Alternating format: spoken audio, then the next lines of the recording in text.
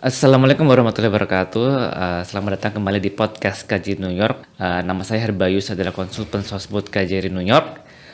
Bersama ini dengan kita sudah ada Pak Direktur Ahmad Jatmiko. Pak Direktur Ahmad Jatmiko adalah Direktur Kerjasama di Badan Narkotika Nasional yang datang pada hari ini dan sudah dari beberapa hari sebelumnya untuk melakukan kunjungan kerjasama dengan New York City.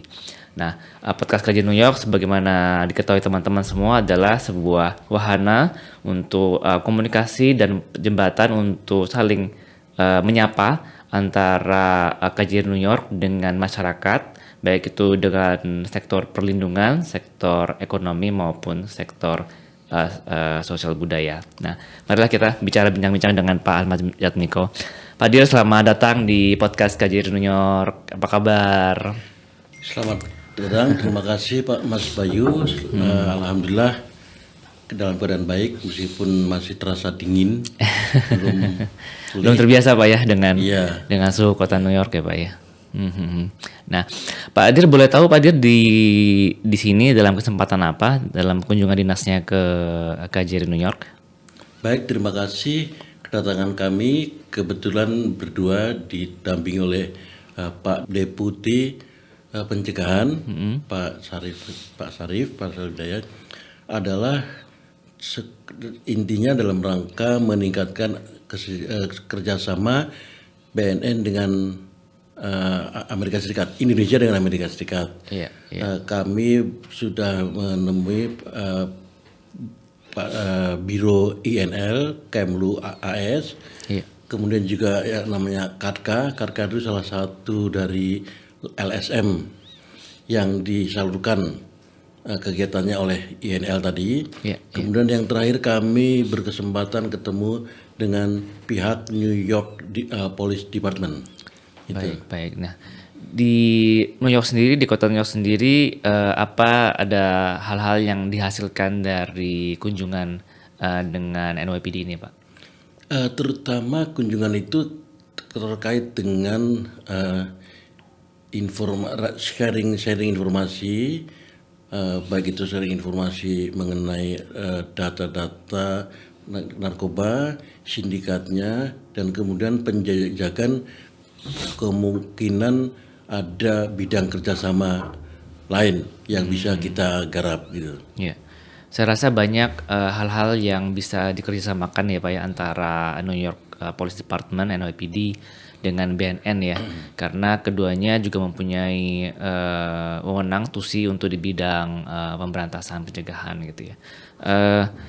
Saya rasa untuk NYPD sendiri, saya rasa itu juga suatu hal yang berguna untuk bertemu dengan BNN karena mereka juga mempunyai kontak, banyak memperluas kontak dengan Indonesia gitu Pak ya. Apakah ada rencana untuk mengundang mereka ke Indonesia? Iya, terima kasih. Memang kemudian kami juga bersyukur bahwa pihak New York Police Department terutama sudah memberikan respon yang sangat positif, bahkan mengapresiasi kunjungan kami dan sangat berharap bahwa kunjungan-kunjungan seperti itu bisa segera bisa selalu dipertahankan secara timbal balik, tidak hanya kita yang ke sini tapi juga yang dari AS ke Indonesia.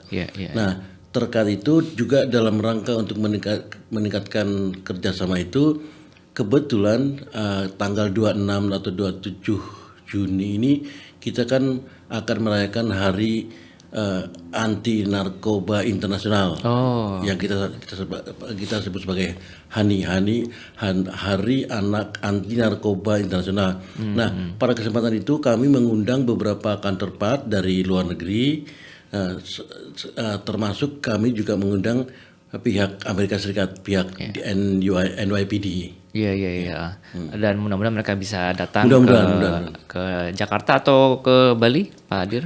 Ke Bali, kebetulan akan dilaksanakan di Bali. Kami dengan senang hati kalau misalkan memang mau melewati kami untuk surat persyaratannya, kami akan sampaikan ke NYPD supaya nanti semua terrecord dengan baik gitu ya Bang. Jadi NOPD udah ketemu dan sebelumnya ketemu dengan KATKA, dengan INL gitu ya. Dan ketiganya membahas hal yang sama kira-kira kurang lebih ya. kurang lebih baik. Berarti mudah-mudahan semua kunjungan tersebut itu bisa dapat dimanfaatkan, banyak manfaat gitu Pak. Nah, kita ngobrolin mengenai Pak Dir sendiri ya, Pak Ahmad Jatmiko sendiri. Ini sebenarnya senior saya di Kemlu, beliau angkatan 16, saya angkatan 28. Tapi yang sangat menarik di sini adalah Pak Pak Ahmad Jatmiko juga ditulisnya di WhatsApp profilnya nih ya, sebagai book writer, IR lecturer, dan Cooperation Director. Jadi saya pengen mengangkat di bagian buku writernya gitu Pak ya. Mungkin bisa dilihat dulu di sini ada dua buku beliau yang sudah terbit dan bisa dibeli di toko buku Bu ya Pak ya. Jadi yang pertama yang mana dulu? Sebelah kanan Pak, yang Agama dan Kajian Hubungan Internasional, betul Pak? Iya. Kemudian yang kedua adalah Dari Kampung Menjadi Diplomat Ulung gitu ya, kisah nyata dan inspiratif perjalanan hidup dan kesederhanaan seorang diplomat. Nah, boleh tahu Pak kira-kira apa yang menginspirasi Pak Dir gitu untuk membuat yang buku yang pertama dan buku yang kedua Pak? Terima kasih. Baik, buku pertama lah yang terbit yang berjudul Dari Kampung Jadi Diplomat Ulung. Oh, itu buku yang pertama. Itu yang pertama. Iya. Dan yang kedua buku yang kurang lebih katakanlah lebih alamiah, lebih ilmiah. Jadi bisa kita sebagai referensi mengenai hubungan internasional. Nah, asal muasal bagaimana kemudian jadi sebuah buku lah yang bagi saya juga kemudian merasakan menarik karena saya tidak punya keinginan untuk membuat buku sebetulnya. Oh, Ya, oke. Jadi berawal dari kebiasaan nulis dan tulisannya berupa ya sama cerpen mengenai kejadian-kejadian pengalaman pribadi selama bertugas di perwakilan, di beberapa perwakilan. Oh, iya. Jadi pengalaman pribadi itu kemudian cobakan saya renungkan, saya refleksikan dalam diri sebagai suatu hikmah dalam kehidupan yang kemudian ingin saya tularkan pengalaman-pengalaman tersebut kepada halayak, yaitu akhirnya tulisan tersebut saya publikasikan satu di Facebook. Di Facebook Pak. Di Facebook aja ya, di Facebook. Dan saya tidak punya niat apapun juga selain untuk berbagi saja. Berbagi dan ibaratnya kalau kata orang-orang ya berbagai ilmu juga merupakan ibadah ya. Itu aja. Tetapi kemudian para pembaca para pembaca yang orang-orang yang membaca tulisan saya baik yang sudah kenal maupun belum, bahkan saya tidak tahu juga, banyak sekali yang menyarankan Pak gimana itu kalau bukunya itu dibikin buku ya. Terus saya tetap bersikukuh buku apa itu hanya sekedar tulisan-tulisan biasa pengalaman, tapi mereka sangat antusias sekali. Saya pikir jangan-jangan betul ya gitu. Kemudian baru Bapak bikin. Iya. Kemudian beberapa cerpen itu kemudian saya kompilasi menjadi sebuah buku. Saya temui sebuah penerbit di Jogja yang namanya Andi Publishing. Oh ya, penerbit Andi nih ya. Penerbit Andi. Dan kemudian alhamdulillah penerbit Andi sangat welcome. Oke. Nah setelah itu karena sudah ada pengalaman menulis buku, saya pikir kenapa saya tidak menulis buku yang agak serius. Dalam arti bukan yang itu tidak serius, tapi yang lain, sisi lain. Betul. Sisi lain yang kaitannya dengan profesi saya. Setidaknya kalau tidak diplomasi ya hubungan internasionalnya. Iya. Kemudian ketika saya mulai, saya karena bukan kebetulan karena saya beragama Islam, saya tertarik untuk bagaimana sih sebetulnya Islam itu konteksnya ataupun perannya dalam hubungan internasional.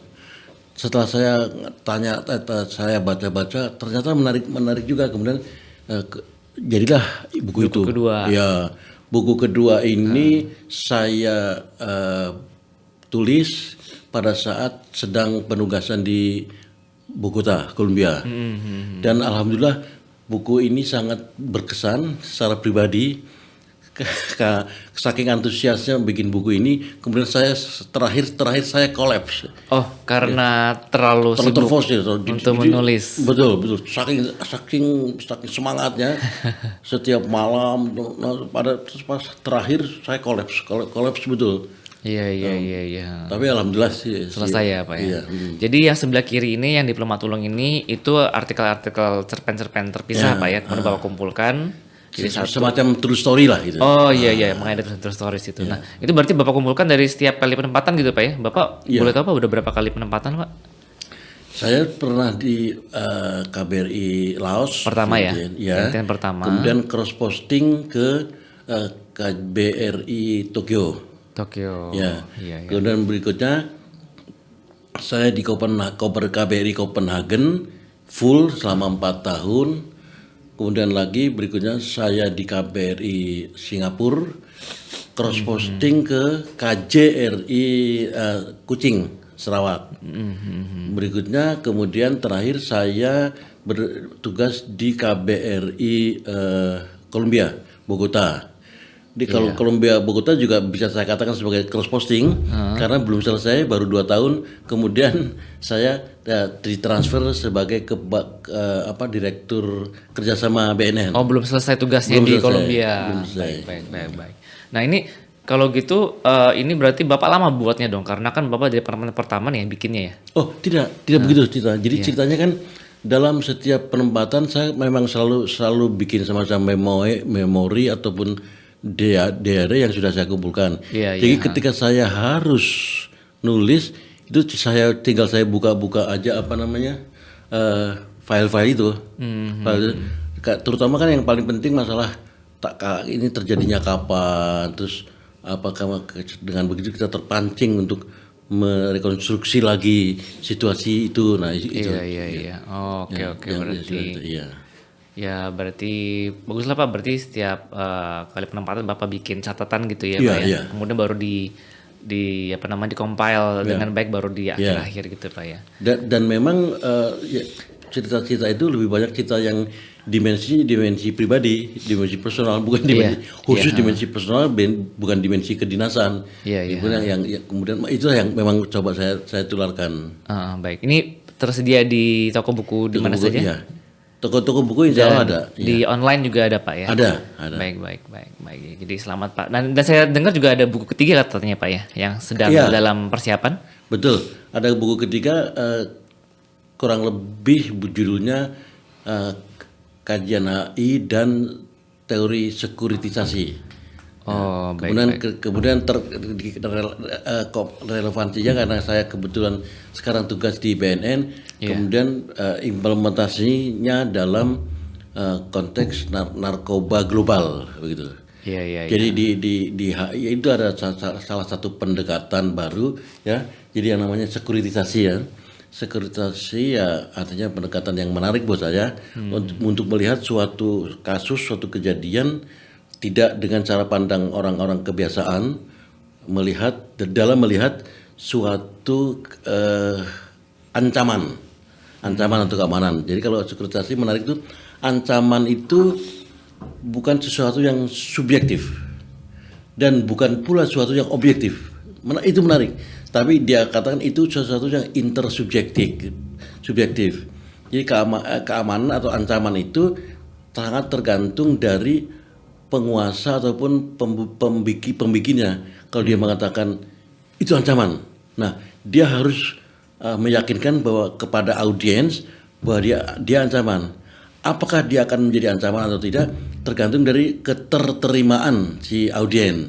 Oh iya betul. Nah itu agak menarik ya Pak ya. Menarik Pak ya. Itu kira-kira akan selesai kapan? Akan dirilis dengan penerbit Andil lagi atau? Iya, Andil lagi sudah masuk ke penerbit, sedang kata mereka sedang diproses sekarang. Oh, baik. Nah, mudah-mudahan dalam waktu dekat. Semoga Pak ya. Iya, terima kasih.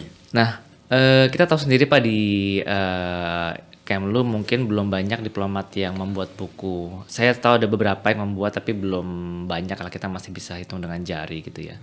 Nah, menurut Bapak apa yang menyebabkan hal ini terjadi gitu dan kenapa Bapak kemudian mencoba membuat buku ini gitu loh Pak? Bagaimana kira-kira yang apakah ada pesan yang Bapak ingin sampaikan kepada teman-teman di Kemlu bahwa ini loh Bapak, saya punya udah buat 3 buku dan saya punya waktu untuk membuat ini, saya punya keinginan, dorongan untuk membuat ini gitu. Gimana Pak? Baik, ini pertanyaan yang sangat menarik menurut saya sebetulnya karena jawabannya itu jawabannya tidak gampang karena semuanya tergantung dari individu. Iya, Tetapi kalau potensi untuk menulis, saya yakin teman-teman itu terutama teman-teman dari Kemlu ya, itu kita punya bahan, kita punya referensi dan kita punya skill. Ya, cuma bagaimana 3 faktor itu bisa dijadikan menjadi katakanlah bisa menjadikan passion untuk menulis. 3 faktor tadi, potensi apa aja Pak tadi? Potensi, skill dan referensi kan. Referensi. Ya.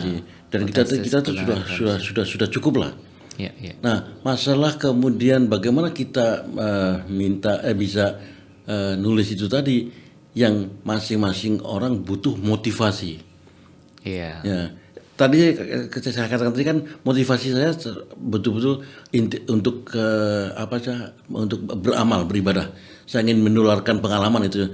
Jadi betul kalau boleh dikatakan bahwa saya semuanya itu tulisan-tulisan saya bukan dalam rangka komersial.